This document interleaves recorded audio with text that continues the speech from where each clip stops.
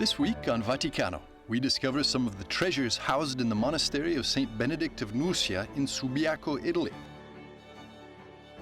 And we visit the Holy Grotto, where the saint remained for 3 years, dedicating his life completely to prayer. Also, a Benedictine monk tells us what makes up the Holy Rule of Saint Benedict and how it works. And to close, we'll introduce you to one of the main devotees of the Saint of Nursia. All this and much more now on Vaticano.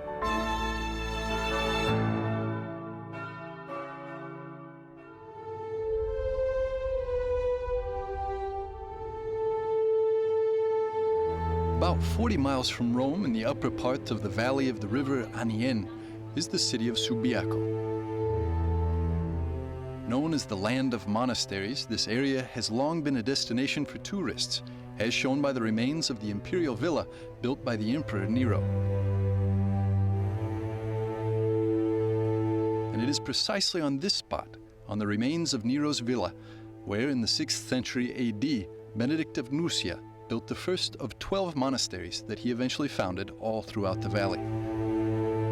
Saint Benedict initially dedicated the monastery to Saint Sylvester, but in the 14th century they changed its name and dedicated it to Saint Scholastica. It is today, out of the original 12 monasteries, the only one still standing. A little bit more than a mile from Subiaco, surrounded by an oak tree forest, is the path of the monasteries, which leads to the monastery of Saint Scholastica. Follow the path all the way up to the top of the mountain, and you will find the monastery of Saint Benedict, built in the 12th century over the sacred cave where the saint lived as a hermit for 3 years. Any visitor to this monastery, which clings to an imposing piece of rock and overlooks a ravine, is in for an authentic mystical experience. When Pope Pius II visited it in 1461, he described it as a swallow's nest.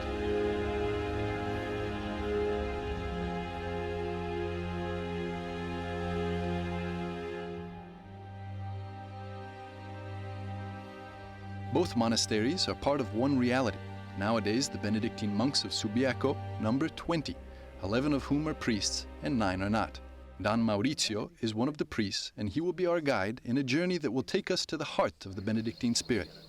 But before we begin, Don Maurizio will explain to us who Saint Benedict of Nursia was and how he arrived to this place. Okay. Saint Benedict born in Nursia. He belongs to the very important family. Anicia was the name of his father. His father was a prefect for the old Roman Empire. So the young grow with the Christianity, and he has been sent in Rome to undertake our university. Benedict born in the years 400 AD. It's a problem because the Roman Empire collapsed. So imagine the life go on in Rome, but it's very chaotic. So Benedict understands that if he will stay in Rome, he will lose his faith. So he forget Rome, he forget his family, and alone he arrived in this valley. The valley, when Benedict arrived here, it was a desert valley. Only a group of monks live in the top of the hill. And Benedict asked them to be introduced to the hermetic life. So the monks, Romano was his name, he gave him the possibility to stand in the cave that we will visit in a couple of minutes. In the monastic complex of the sacred cave, also known as the Holy Grotto, there are 2 churches, one on top of the other, and many chapels and caves covered in frescoes dating from the different artistic periods. We'll start from the highest part of the monastery, which is also the most recent, and here we are in the upper church. The space is divided into 2 series of arches or sections. What is special about this temple is the irregularity you can clearly notice between the artistic and architectural styles of which it's composed.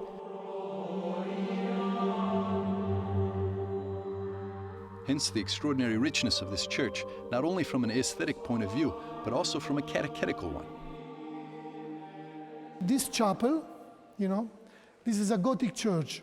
So Gothic means 14th century, but you have some rest of the 13th century. It's a Romanesque church. So it means 2 churches has been building inside the others. And the frescoes here belongs to the 14th century. This is a school of Siena, very famous painter, also work here. The most important figure of this fresco is Jesus Christ crucified, which has been depicted with a heartful devotion and a good knowledge of the truth. As example, if you can see, "Oh Lord is dead," the two thieves are in life. So how can I see he's dead? Look the color of his skin. You know, these are good knowledges of the truth. The good thief and the bad thief. The good thief is comforted by angel. Can you see there is a, yes, that's the soul of the good thief who go to paradise. On the other side, the bad thief, the angel escaped from him.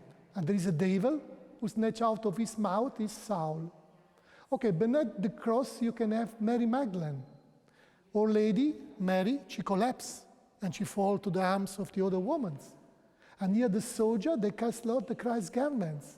But as you know, Christ is risen.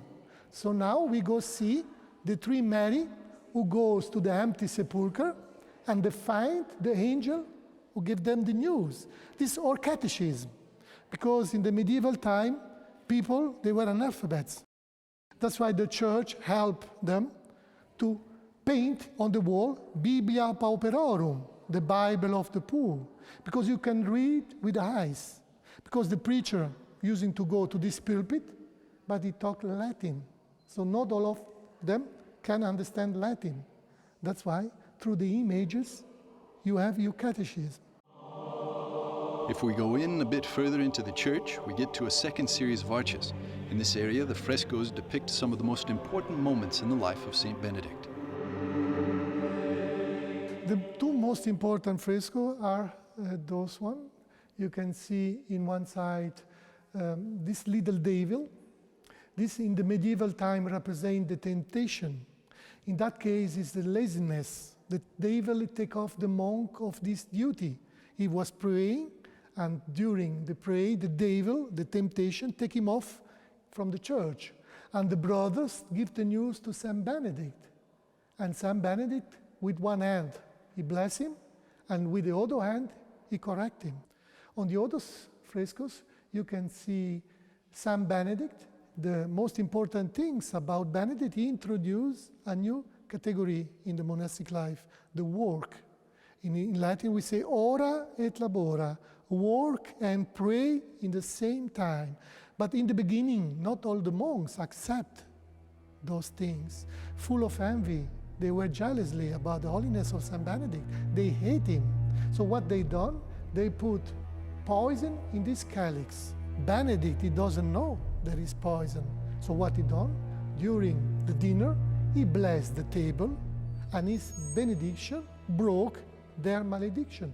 I mean, his blessing shatters the calyx in two pieces, and the poison fall down.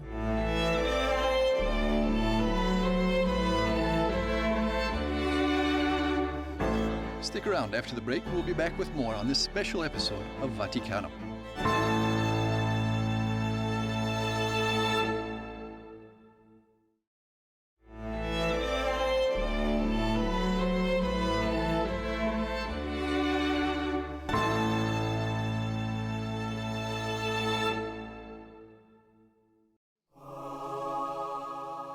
The next step in our journey leads us to the lower church. To get to it, you need to walk down a staircase located to the right of the transept in the upper church.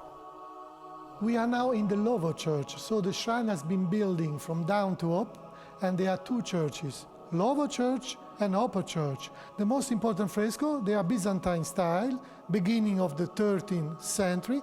There are four evangelists, but the difference between 13 and 16, here there are no perspective, and here the body is together with the symbol. You can see the body is a human, the wings represent the holiness, and the symbolize is together with the body. St. Matthew is an angel. Our Lord is symbolized with a lamb, holy lamb. Here on your upstairs right side, you can have St. Luke is a bull, and here Mark is the lion. you saw before fresco for the beginning of the 13th century. These frescoes are half of the 13th century. So between this fresco and the other fresco, there are 50, 70 years difference. So you can see straight away the colors. Look, for example, the characters, the wings of these characters. Our Lord here is not representing anymore as a lamb. He's a Christ Pantocratico. The pilgrims supposed to come here, pray in the cave by knees down these stairs, and when they arrive here, they receive the benediction of our Lords. And then, through the benediction, they could pray easy to the cave. Then they use it to go to the upper church and receive the Mass. That was the pilgrimage of the medieval time. In the lower church, there are three distinct areas and the holy steps. On both sides of these steps, a series of frescoes walk the pilgrim all the way down and remind him of an objective reality in his life, death. That's the holy stairs. As I told you in the beginning, in the medieval time, pilgrims arrive only for praying in the shrine. So by knees, they go to the cave, and then they go to the upper church and they receive the Mass. Okay, on these stairs, they paint a very strange frescoes. The title of this fresco is The Triumph of the Dead. So you can see here the dead arrive fast. So fast, in that time, meaning horse. She has two weapons. Those people are dead, those people are dying. But look, those people, they are talking, they are shoes, mantle, they are walk. Let me say, high society of the 13th, 14th century. Beneath the horse, you can have the low society, the pilgrims. As I told you, they were poor. So you can see they're old, look the way they were. And they are ready to die. So what happened? The dead doesn't care about them. And they ask, you see, they talk. This style in Italian we call fumetto. If I translate fumetto, mean cartoon. So why do you kill young and rich people? We are old and poor. Take me, let in peace the other. The dead answer, I prefer to take those people, they are not afraid from me. This fresco goes to the other side of the wall. On the other side, you have the preacher. He's still talking to the young and rich people. And he especially talked to those people, and he tell him, look how you are today. You are beautiful, you are rich, you are very important, but remember that one day you will be like that. So that's the three stages of the dead. So what's the message of these frescoes? It was painting 700 years ago, but today still nothing changed. Because there is only one reality in the world. I mean, for Christians, there's also the resurrection, right? But not all of people in the world believe to the resurrection. But all the people in the world have to believe to the dead.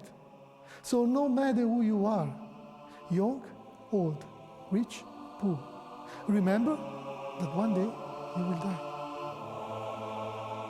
Once we get to the second series of arches, it's the beating heart of the monastery, Saint Benedict's Cave, also known as the Cave of Prayer. This is the place what we call Sacro Speco, Holy Cave, because Benedict lived 3 years in the deep prayer and meditation. In the beginning, he was alone, because eremitic means desert, means alone. But many people know him, and they bring him food. And his knowledge was so high that people, for example, shepherds, they using to come inside the cave to take some fresh. In the summertime, they also bring him some food. And Benedict, he thanks them. He had nothing to give him back, and he tell them about Christ. He educated the shepherds. And the shepherds, they were so happy that always they crossed this mountain, they came to talk and pray with Benedict. And so the shepherds give the news to the nearby towns. And many people arrive here. And in the end of the 3 years, that's the time Benedict stand in this cave, he understood that many people had to be educated. That's why he write the rule. This statue is very important because it has been made by a great artist, The name was Antonio Raggi, and let me say he was a great disciple of Bernini. So let me say this is a Bernini style. Benedict is representing very young. He has a silver feet because, during the permanence of Benedict here till today, imagine millions and millions of pilgrims arrive here to pray by knees. That's why they consume the rock, Yeah, so Benedict representing with arm crossing in his breast, adoration the cross.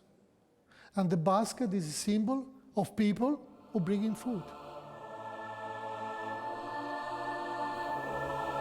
Before we end our journey, Don Maurizio leads us to the third area of the lower church. From here, by way of a spiral staircase, you gain access to St. Gregory's Chapel, where a treasure of great historical importance is kept. The most important frescoes here is the portrait of Saint Francis of Assisi. So Francis of Assisi arrived here in the years 1223 to pray in the cave. As you know, Francis will receive the stigmata in the years 24, and he died 26. So when he arrived here, he didn't have the stigmata. So what happened? That the abbot of that time, he saw Francis, and he says to the monk, he was a chronist, write in the chronic that Francis arrived here. And he called a painter from Subiaco to make him the portrait. And the fresco you can see inside a protecting glass and a camera watch him 24 hours.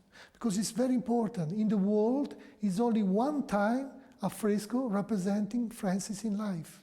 So in these frescoes, you can see another kind of Francis. Frescoes, he doesn't have the stigmata. He doesn't have the halo. And on his hand, he has a word, Pax Huic Domui, peace in this place. He came here to pray in the cave. So it was important, Francis, because we talk about the Francis 3 years before he died. Everybody knows, even in Europe, about Saint Francis. So always he goes somewhere, people know him straight away, and they want to touch him or to talk him. And the abbot, he recognizes him. He says straight away to the monks, write on the chronics, to remember the other people that we received Francis in this monastery. Oh, that's why he called also the painter. Because this is the only important man have been painting in life in this fresco. Cardinals, popes. But Francis, it was cardinal, it wasn't popes. It was Francis. The fact of coming across a fresco of St. Francis in the first Benedictine monastery is certainly not by chance. The latter had a great devotion to Saint Benedict, as Padre Ignacio, a Spanish monk who has been living inside the walls of this monastery for 40 years, reminds us. San Francisco vino aquí 2 o 3 años. St. Francis came here 2 years before he died. He spent some time in this monastery, and as a result, part of the Franciscan rule was adopted by the Benedictines. Many Franciscans and many branches of the Franciscan order actually come here to worship and see this fresco. Y a ver este fresco.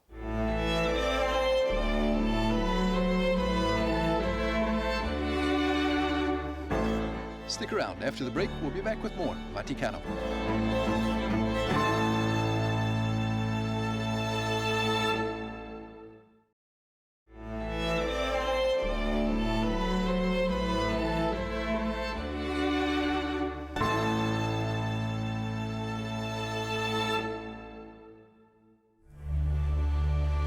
Saint Benedict of Nursia is considered the great patriarch of monastic life in the West.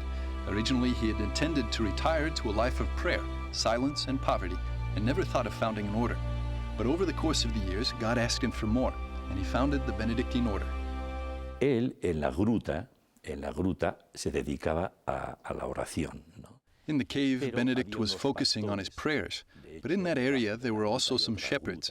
And actually, there's another cave under this cave, and we call it the Shepherd's Cave. They saw that something or somebody went out of the cave where the saint lived. At first, St. Gregory says the shepherds mistook him for an animal. Then they saw that he was a hermit and started calling him Bordei. They started joining him to listen to him. Then rich people also joined them, and these latter started bringing their kids with them. Among them, we can find his first two disciples, Saint Maurus and Saint Placidus. Sabéis que los dos primeros discípulos fueron San Mauro y San Plácido. Thanks to the foundation of this order, the saint from Nursia made it possible for European civilization and culture to rise again from the ruins of the Roman Empire. And it was precisely for this reason that Pope Paul VI proclaimed him the patron saint of all Europe. For Father Ignacio, the essence of the Benedictine spirit is rooted in the Holy Rule, written by the saint himself. It is a text from the 5th century AD, and though the times have drastically changed, this collection of rules is still valid. With his rule, the Saint of Nursia organized monastic life around 3 pillars: communal prayer, personal prayer and meditation, and work. A collection of rules which gives each monk the right tools to face any temptation. In this way, the rule gives balance to every monastic vocation, which is a very demanding calling. La regla es la misma, pero la interpretación de la regla, las constituciones, son diversas. The most important things in the rule, its spirit, have all been kept. The things that don't have so much importance, well, those have been left aside a bit, like those about the kind of food and the times of prayer, etc. We need to take into account the world we live in, the society we live in, and thus change what's not important. Today, for example, I devote myself to confessions and things like that. When a person enters monastic life, he will go through difficult moments, moments when he will be tempted to leave the monastery and just get out. But, well, God helps you and takes you to the next step. I myself, over the last 40 years that I've lived in the monastery, have thought many times that, at best, this was not my life. But I found that it is my life, that it is what makes me happy, that it is what I want, that it is hard because at times you would like to be part of the world. But at the end of the day, you know that God called you for this life. You can be happy about a life like this, even though it means that you have to give up many other things, like having a family, a girlfriend, many things. But what you need to do is be honest with your choice. You've chosen God. And this is exactly what I say to the many priests who have come here to confess. I tell them that they have made a choice and that they need to be honest with this choice. Sacerdotes jóvenes que vienen aquí a confesarse, les digo, has hecho una elección, sé honesto con esta elección. Another important aspect of the Benedictine charisma is its welcoming culture, which opens its arms to all people, as Father Ignacio explains. Aquí viene gente de todo. Viene gente. Many different kinds of people come here, people with faith expecting a miracle. There are tourists that come to see the frescoes. You can see them right away. For example, many times while I'm celebrating Mass, tourists come in to see the frescoes, and they don't care about the Mass. There are people who come in dressed in casual clothes, to walk around, or just to get to know the site. So we can say that many people of many different sorts come here, and I think it's important to respect all those who come and welcome them, be it tourists, sports people, faithful, or atheists. There are people who come simply looking for solace, for somebody who can listen to them. Instead of going to a psychologist, they come here. I think it's important to welcome them well, and I think we can do them so much good. I think God uses moments like these and people like us so that people who don't believe or who don't have a clear idea of what faith is, we can change them. And you can actually change. It's very important to welcome these people regardless of whether they believe or not. As Saint Benedict said, in these people, you welcome Christ. Como dice San Benito, se acoge a Cristo en estas personas.